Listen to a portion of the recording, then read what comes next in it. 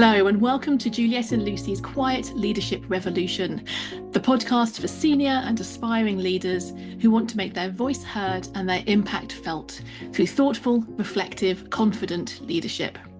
I'm Juliet Corbett, an executive coach and strategist, and I work one-to-one with senior leaders, guiding them to find their strategic focus, empower their teams, and regain control over their time.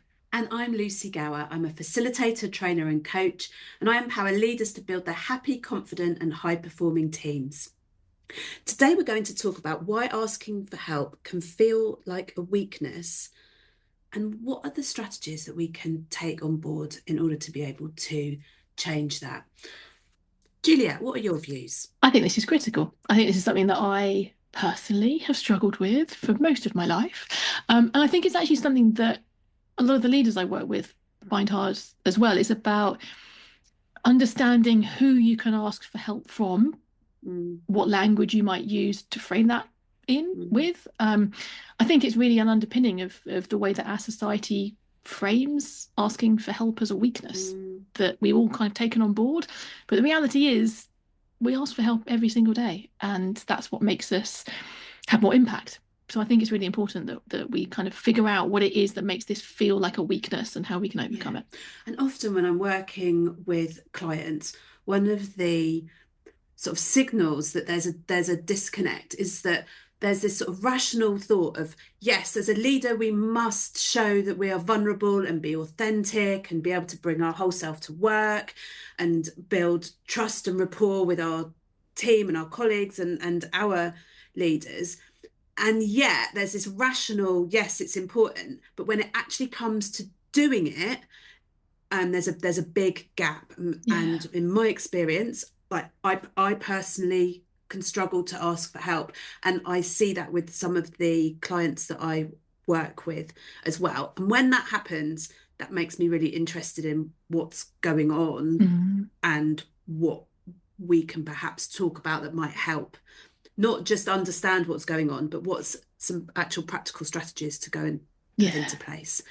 So I wanted to say, Lucy, we can turn to the practical strategies in the kind of second half of our conversation. In this first half, maybe as you're listening, we're not going to be able to actually have a two-way conversation with you as you're listening. So listening to what we're saying and have a think about what is it that resonates with you. And maybe, Lucy, you and I can explore some of the different reasons why we've personally found or have kind of worked with clients who have found this way of framing help as a kind of a sign of weakness. What are the kind of underlying causes or beliefs or values that underpin this, so that people can start to explore what might be going on for them as they're listening? Yeah, excellent. And what I observe about myself and about others, I think that asking for help can make us feel vulnerable, and it can make us feel like there's a weakness there, and there's perhaps something around our own expectations of ourselves, that we need to be competent and therefore know everything, which nobody can know everything. And Juliet and I, we both do so much work about how the value in cognitive diversity and teams and collaboration and people coming together, but yet there's still this sticking point. If I put up my hand and ask for help, it means that I've missed something, or that I'm not competent, or I'm not clever enough, or I'm not good enough. And this whole kind of inner narrative of not good enough, going to get found out, don't want to feel like a burden, don't want to show myself up for not understanding something that I'm sure everyone else here knows. I see this kind of fear and shame underlying and stopping us being truly able to ask for help. Some of it relates back to the conversation we had a few episodes ago around, do the best leaders have all the answers? And we came pretty conclusively down on the answer of no, the best leaders don't have all the answers, but maybe being able to ask good questions comes in quite handy. And there's something here about, if you're asking for help, it means you either don't know everything or you can't do everything. And therefore you're acknowledging the boundaries of your agency or your capacity. And as humans, we don't like to do that. We don't like to acknowledge that there's a finite limit to what we can achieve in a day or a week or even a lifetime. I mean, we don't even like to admit that life is finite. I mean, we really shy away from any conversation which acknowledges the constraints or the boundaries in which we operate. So there's something here about Mm, acknowledging that you don't need to have all the answers, you don't need to do it yourself. Um, yeah, that's about unpacking what are the assumptions you're making about yourself or the standards that you're holding yourself to, yeah, and to what extent those are realistic, but also to what extent the people that you really respect, so the role models around you or people you know in your wider sector or you've come across previously in your career, like have they held themselves to the same incredibly high standards that you have? I find it unlikely that mm, anybody has massive impact unless at some point they have asked for help. yeah. And help might be, can you help me? Or help might be, what do you think of this? Or I'd love your Yeah. input on this idea. And with my innovation hat on, we often talk about, early prototypes and putting out your first not very good idea in order to get feedback and to improve it. That's asking for help, but you don't call it asking for help. You call it Yeah. getting feedback or commenting on a prototype. So there's something about language that I think is quite important here. Really important. And actually, as I reflect now, very few of my conversations with coaching clients start off with, I find it hard to ask for help. Can you help me? They start off with, I feel really uncomfortable delegating, or I feel really uncomfortable collaborating, or getting feedback Yeah. makes me feel uncomfortable. There's something else that then leads us into realizing that's because it's basically tapping into that core discomfort that someone feels around asking for help generally. Yeah. But we don't tend to use that language, at least in the workplace, I don't think. And so it's it's understanding where is this showing up, perhaps in your delegation, in the way that you're engaging people more senior than yourself or your board of directors around getting their input, getting their feedback, getting their kind of strategic ideas on the table. What is it in a business language that Yes. feels uncomfortable, even if inside in your monologue it's, I don't want to ask for help. Yeah. And there's a really big difference in terms of what you say externally to what your inner dialogue, inner narrative does. So going to a boardroom and Yeah. going, help, I don't know what I'm doing with this strategy is very different to, here's where the strategy, here's my thinking so far. I'd love your input to help shape this. It's Yeah. essentially the same thing, but the signal that you're giving to yourself by saying, here's where I've got to, please input. You might still feel a bit vulnerable about it because asking for feedback evokes that, Mm-hmm. but you're not setting off a threat signal in your brain by kind of going help, help. You're asking for Yeah. collaboration, and actually human beings, we collaborate, we work together because that's fundamentally about survival. And if you put yourself into somebody else's shoes and think about what it feels like when someone asks you for help, whether they're saying, please help me, or using different language, I'm going to make a sweeping statement and say everybody would want to help somebody. We're wired to want to help other people. And when we do, it makes us feel good. So It does. Yeah. you could reframe it and say asking for help is giving somebody the opportunity to feel good. That's much better. Yeah, exactly. And if you think about the times that you've been asked for help, I mean, I know for me, if someone asks me for help, it's like, oh, they actually value my opinion. That's nice to know. Yeah. Or, even if I can't help, so oh, they think I'm good enough that I can handle that on top of everything else. Like the answer is no, because I can't handle another thing on top of everything else. But they obviously think I'm this amazing task juggler who can do Yeah. everything. Um, there's often a way of presenting it in a way that compliments the other person without being Machiavellian and manipulative about it, but that honestly says, this decision is going to be better the more input we have. I know your time's very short, but I really value what you might have to say about this. That's basically another way of saying, I'm a bit stuck. I need someone else's opinion, eyes on this. Can you help Yeah. me? Which is moves away from I'm not capable, I'm not able to do it, and Yeah, into I'd love some more input, which is again outwardly and inwardly feels very different. yeah, yeah, absolutely. Absolutely. I think some of this also sometimes when we know that there's a difference between what we're thinking inside our mind, so that kind of narrator, internal Mm, narrator that gives us kind of a monologue all the time, and then what's happening in the outside world. One of the things I've noticed is that the difference between what your mind is telling you inside and what's happening in the outside world can get bigger when you're under mm, stress, when you're really short of time, or there's some reason that you're feeling the pressure at the moment. mm, And at those times, it can be easier for that kind of negative patterns of thinking, or those stress drivers that we talked about a couple of episodes, can really kick into gear. mm, So if your internal narrator is telling you, I need to be perfect, under a lot of stress, it's going to be okay as long as I keep the quality levels up, and I don't let anything out of my sight until it's absolutely perfect. If that's the driver that's driving you, then you're probably not going to want to ask for help, because it won't be done the way you want it done. So it's reframing, okay, it's going to get better if I ask for more yeah, views, more points of view, more input. It means that whatever this thing is that I'm creating yeah. is going to be better. And I think the thing that you said there that's really important is that you're not saying, okay, I'm going to work really hard on not being a perfectionist. What you're going Yeah. to do is reframe your ask for help in a way that meets your perfectionist needs. So often it can be really easy to talk about mindset reframe, but if we're talking about values and things that are baked in really deeply into our DNA for many, many years, that's not necessarily possible. But being able to go, this can be more perfect with more people inputting, is perhaps a more helpful reframe of perfectionism is the Yeah. thing that you step into, and that's one of the values that sits really close for you. Yeah, definitely. One of the other drivers we talked about a couple of weeks ago was the be strong Mm-hmm, driver. And obviously, inherently, mm-hmm, if you're asking for help, it's about, I don't want to look weak. So it's a little bit about how you look in front of others as well as how you are in yourself. So again, realizing that there are all sorts of benefits to asking for help.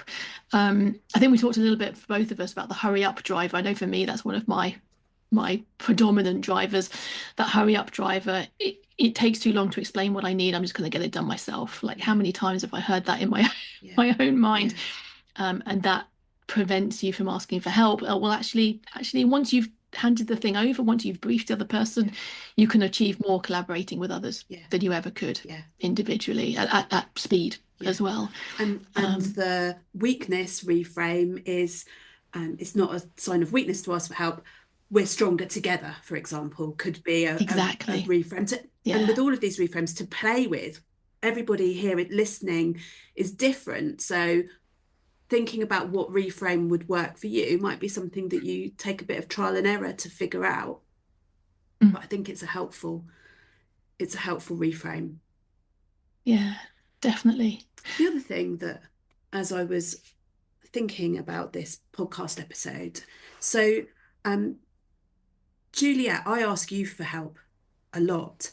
And one of the things that I think about is like, if I'm stuck on something, I have a bit of a think around, okay, I need to get some help here or get some input, whatever way you want to frame it. And then I think about Hmm. who I'm going to ask. So I often ask Juliet for help because she's very smart. She's a coach. She asks really brilliant questions. I know that she's not going to say, here's what I think, unless I say to her, just tell me what I need to do. I haven't got any energy, brain space left. And she will help me think it through. I wouldn't be able to ask you if I didn't already know, like, and trust you. I do like you, just as well as your expertise. But my point is, who you ask and building those relationships where you Yeah. feel safe to feel vulnerable and ask people for help is really important. And I do a lot of work with leaders and their teams, building relationships um, in order that they can work better together. And you need to have a level of trust in order to feel safe enough to make that ask, even with the reframes that we've just been talking about. Yes. Absolutely. So first of all, obviously, I'm kind of blushing behind the scenes of the praise you've given me, and likewise, I always come to you for help as well. Um, yeah, and I think the thing that comes to mind as you said that is that that's one of the reasons why we spend time and energy cultivating really strong relationships, Yeah, and that those relationships work best when there's more than one of them. You're not over reliant on one person, Mm. and when those relationships span different types of people as well. So some of those might be peers within your organization, because sometimes you need to have that ability to trust and ask somebody inside the organization, but also making sure you've got people outside your organization, whether it's a friend, family, other people you used to work with but have since moved into different kind of employers, whoever it is, making sure you've got that diversity of, Mm-hmm. actually, it's like you said at the beginning, the diversity of the cognitive input, so that you know you've got a variety of people Yeah. you could go to, cultivating the trust and keeping those relationships current, Yeah. and rooted in trust, means that there's a much higher chance that when you do need help with something, someone will just immediately spring to mind, oh, I wish I could ask Lucy about this. And you might need to think about it in a structured way, like, who do I ask about this particular thing? Yeah. I've got a feeling you know deep down who you want to talk to. Yeah. Yeah. Um, and you just pick up the phone and give them a call. Yeah, yeah, I completely agree. I have a sort of network mapping exercise that I do with people, and exactly this. It's called a me map, and it's thinking about, okay, who you are, where you're at in your career journey, what do you what do you need, who are the people that you already know that you can go to and call on for different things. And I really recommend it as a mapping exercise that Mm. you do deliberately to make sure Yeah. that there's no gaps. And the other thing in that, if somebody is a coach for their job, who is the person that you're asking, they are more inclined to be more impartial, because that's part of the training that you have. Sometimes we can, we've all got biases, but it's really easy to go, well, I don't, I think I need some help. I'm going to ask the person that's going to go, yes, you can do this. Or I'm going to ask the person that will always go, oh no, and see the worst in it. Like, we have biases in terms of who we ask. So sometimes on that network map, when we're asking for help, it's not just relying on one person. It's about thinking almost, who's going to have opposing thoughts around this, so that you're getting a Yeah. bigger picture, and as much as is possible to reduce some of the bias within some of those conversations. Yeah, definitely. And it depends what you're asking as well. If you're actually asking somebody to do something, it's a little bit different to asking them to be a thought partner for you Yeah. by bouncing some ideas around together. Yeah. And so I like that idea of mapping that kind of the relationships and the network that you have, because some of that will also have different skill sets in terms of actually doing things, Yeah. rather than just thinking through different areas. Yeah, definitely. Yeah. And I think it is really helpful to have different places that you can bounce ideas off. And I love your idea there of taking it intentionally to people who you think are going to have a different opinion. Mm-hmm. So long as you then know that you have the ability to have agency in the decision that you then Yeah. make, because it is your choice at the end of the day. You're not going to get kind of talked into one thing or another, especially if it's a big life decision. Shall I quit or not? I need some help to make this Mm-hmm. decision. You need to make sure you're taking as much advice or thoughts from as various different people as possible. Yeah. But Yeah. that's a good example. Like, shall I quit? If you go and ask somebody who works, and you, let's assume you're working in an organizational structure, um, you go and ask someone who's a freelancer, they're going to say, yes, quit. But if you ask somebody who's been 30 years of their career working in organizations, Yeah. they are probably going to urge you not to make such a rash decision. So you have to It's think about that. Yeah, it's funny you give that as an example. When people come to me, who are currently employed and think, I'm thinking of going freelance, I have to bite my tongue, and I very carefully make sure that I don't put my opinion directly across to them. Or if I do, it's, this has been my experience, and I know of other Yeah. people who have had other experiences, because I know there's a bias in Yeah. that. I mean, if I'm going to be really, So if I'm there's, going to be really honest, if people ask me that, I go, I do some coaching questions. If they're a paid for client, I coach them. If it's a friend, I'm like, well, you're asking me because you want some validation for making the decision. And I'm going to say, yeah. yeah, do it if you want to, but it's really, really difficult. Um, Yeah. but it depends if people are asking for your opinion or asking to be listened to in order that they can figure it out for themselves. And that's a different episode Yeah. entirely. Yeah, exactly. So the one thing that comes to mind here is, so we've talked a little bit about what tips we can give people around Mm-hmm. reframing, about working out who to ask for whatever it is that's on your mind, or whatever it is you need to get done together. Um, trust being an integral part Mm, of this, and of course that loops back to our initial conversation about vulnerability. And I wonder if there's another whole episode in there potentially about I vulnerability and think so. authenticity in leadership, because that is a bit of a balancing act. Yeah. So there's that trust and the vulnerability that goes with it. What advice as well? So we're talking to leaders here. So you have an opportunity to create or curate a culture in which it's okay for others to ask advice within the team that you're leading or the organization that you're leading. What are your thoughts on how you encourage people to collaborate or ask for input or whatever way you want to frame Mm. asking for help if you're leading a team or an organization? What comes to mind for you, Lucy? For me, the things that come to mind is around leading by example. The leader sets the culture in the organization. So there's you asking other people for their help, however you want to frame that. There's something really important about closing the loop. If someone helps you about something, you feed back to them and say what happened, and you thank them in order to set up for being able to do it again. Mm. There might be some deliberate things that you do within how your team operates, systems and processes. Like you might have a section on your one-to-ones that say, like, is there anything that you need help with? Are there other people, who else have you asked for help, and kind of encourage that in a Mm. more formal way. And on team meetings also, or in project group meetings, where might we be able to get some different thinking about this and try and like bake it into everything that you're doing? It's like, do we know everything? No, we don't. And I think that there's something key about that networking map. Like no one single person can have all the answers and know everything, and nor can one single organization. And so encouraging your people to network with people outside of your organization for different views and perspectives, having a budget so that they can attend conferences, so that they can learn, so they can network with others, just adds to the kind of knowledge capital within your own organization and serves to really motivate people to go and do their own learning.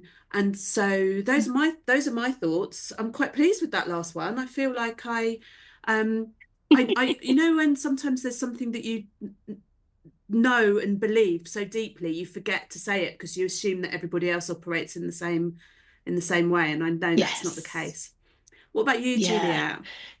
Juliet? So that last one was one of the ones that I thought you were about to miss, and I was about to come in with, and what about? And then you articulated beautifully. But it is also about so I think there's different levels here. This is the way I'm seeing it. There's the individual asking for help and having the strength to realize that that is a strength, that you're not exhibiting a weakness in asking for help. You've Mm, got the team and then organizational dynamics around who are you asking for help within the team. In fact, there was one leader I was working with once who actually structured um, their kind of weekly meetings as they had a particular agenda, and each person around the table would update on the key things they'd achieved last week, the key things they're working on this week, and the one person they want to ask for help. brilliant. And they wouldn't necessarily get it all out. They wouldn't help there and then. So the meeting was quite short and sharp, but it was, I need to talk to Bob about this. That's what I need help on this Mm, week. Brilliant. And then you and Bob go and figure it mm, out outside the meeting. But the leader in doing that was making sure that you've got all this little network of collaboration happening. And of course, that would sometimes be people within the team and sometimes be people in other teams within the same mm, organization. But then zooming up a level again, I think there's sometimes situations where organizations ask for help. And that is where an organization would realize we don't have all the information, we don't have the viewpoints of other elements of the system in which we're working, and therefore finding out or seeking out opportunities to collaborate with other organizations, either in a ebb and flow informal way, like you said, mm. attending a conference and you have a chat over lunch with to someone, you come away with a new insight, which is brilliant, or potentially in a more formal way of arranging that you're going to be doing some workshops together or some kind of project that Yeah, you're working in partnership with. So I think actually, although we're focusing in on why asking for help feels like a weakness for an individual leader, this works at an organizational yeah, level as I well. completely agree. And I think we're Well, where my starting point was that kind of informal ask for help. I'm stuck on something. Oh, I don't feel like an ask because I don't want to undermine myself or feel weak. Mm-hmm. But the flip side of that is, as a leader, ensuring that those support networks are available, like coaches or mentoring or Mm-hmm. work shadowing, and lots of those things that you are building relationships and trust, but making it okay to go, oh, tell me about that. Help me understand a bit Yeah. more about X, Y, Z, which again feels very different to almost like that parent-child relationship going, oh, please, can you help me? I don't know what I'm doing, which Yes. the, That's exactly it, actually. So when we're operating that parent-child dynamic and we feel like the child asking the parent for help, I can't tie my shoelaces, can you help me? yeah, Um, Clearly that's going to come across in it's not going to feel great. It no, will feel a bit like a weakness. It's probably going to come across like that as well. Whereas you're both working in adult ego mm, states, then this is one adult asking another adult for a bit of an input or collaboration or, a bit of a favor. Like that doesn't feel like it has the same dynamic internally or in the way it's perceived yeah, externally. yeah, it's a really good Yeah. point. Yeah. So, So, Lucy, what are the key things do you want people to take away? Or maybe key reflection questions that people could ask themselves as they're listening to the end of this mm, episode? so I think a key reflection question is, maybe it's not a question, it's just an acknowledgement. When you're going to ask for help, what's going on here for me? What's the inner narrative saying? Why am I feeling uncomfortable or anxious about this? Then I think there's something around the reframe. You're not trying to reframe your values, but you are reframing in a way that makes it okay for you, and test that out, whether that's the language that you're using. Can I get your input on this? Or is, you reframing, if you've got I don't want to feel weak, we're stronger if this is going to be stronger if I get more input on it to help reframe that. And then I think, just remember, people like helping each other, people like being asked for help, and don't lose sight of that. And if someone can't help and says no, that's also okay. um think about how you feel when people ask you for help, and that might help to just assist with that reframe. Juliet, what's your Yeah, definitely. thoughts? Well, I think building on from that, so obviously I agree with everything you've just said, I and love it when you I do think that. It's like, let's I know it feels it good, doesn't it? does. I'm happy for you to disagree But also. Healthy challenge, but let's be honest, I do like it when you say you agree with you know everything. me by now. I will disagree if I don't if I I don't know. agree. So I wonder actually whether there's not wanting to overcomplicate it, but I wonder whether there's a reflection question that you could answer for yourself on three levels. So one as an individual, what's one area that you could ask for help that would improve your leadership? Mm, And then thinking about who you ask, how might you frame it, etc. from there. So what's one area you could ask for help as an individual? For the team that you're leading, what's one area where you could encourage help either within your team or between your team and other teams? And then maybe even at an organizational level, where does your organization or where could your organization benefit from some help? mm, And whether that's talking to another organization that does something similar but not competing, whether it's thinking about bringing in external advice or consultancy or coaches, whatever it might be. If your organization is an entity, where does it need to ask for help? I just wonder whether that might help to unlock a few thoughts about actions that you can take after listening to this episode. brilliant. I love that. I like doing these reflection questions instead. Maybe Mm, we'll switch to those rather than takeaways. Yeah, mm. I'll have a think and let us know. We love to hear your feedback on everything that we talk about here on the podcast. Maybe there are areas that we've missed, things where you've got a different perspective, or some feedback where you've tried something and it's worked really well for you. Let us know. We love hearing from you. Okay, thank you for spending your time with us today. I'm Juliet Corbett, an executive coach and strategist working one-to-one with senior leaders. And I'm Lucy Gower, a facilitator, trainer, and coach helping leaders develop high-performing teams. If you've enjoyed this episode, please share with colleagues and help leverage the impact of the quiet leadership revolution.